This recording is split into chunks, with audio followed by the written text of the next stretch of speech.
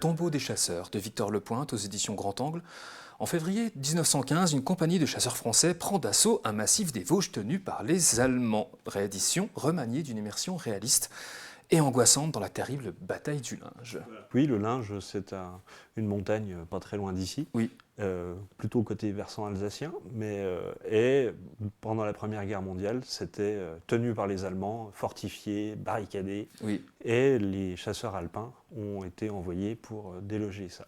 Et Victor Lepointe raconte, alors c'est fictionnel, Oui. parce qu'il n'a pas repris exactement le nom des personnes qui y étaient, mais il s'est extrêmement documenté sur ce qui s'est vraiment passé sur cette ligne de front. Sur cette ligne de front, et c'est terrible. Et on appelle ça le tombeau des chasseurs, parce que la bataille du Linge, quand même, c'est 17 000 morts, dont 10 000 côté français, et donc ce surnom du tombeau des chasseurs, parce que c'est une bataille de fous furieux. Et moi, à titre personnel, ça m'a extrêmement touché, parce que j'ai un arrière-grand-père qui avait fait la bataille du Linge, alors dans les chasseurs à pied, pas dans les chasseurs alpins, et il avait écrit un peu ses souvenirs, et moi ça m'a rappelé en lisant la BD, je fais mais je connais ça, j'ai déjà lu ça.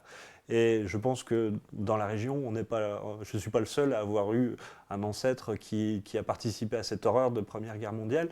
Et donc voilà, encore une fois, je pense que c'est important de ne pas oublier et que la bande dessinée est un outil intéressant pour partager des événements qui deviennent de plus en plus éloignés.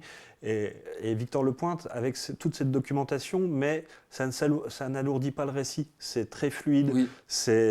Évidemment, son dessin est magnifique, en plus. Les visages sont terriblement réussis. Oui. Je trouve même s'ils se ressemblent un peu, mais tous les soldats se ressemblaient un peu aussi. On est vraiment en immersion. C'est un véritable témoignage qui nous livre là, Victor Lepointe. Et c'est important de garder ce témoignage-là. Ouais, c'est un très beau livre sur la Première Guerre mondiale et cette bataille locale qui tombe un petit peu dans l'oubli. Oui, c'est un livre à lire pour un beau témoignage de Victor Lepointe sur justement cette bataille qui a eu lieu. On tremble et on suffoque aux côtés de ces chasseurs à la lecture de cet album. Ça s'appelle donc Le Tombeau des chasseurs aux éditions Grand Angle et c'est de Victor Lepointe.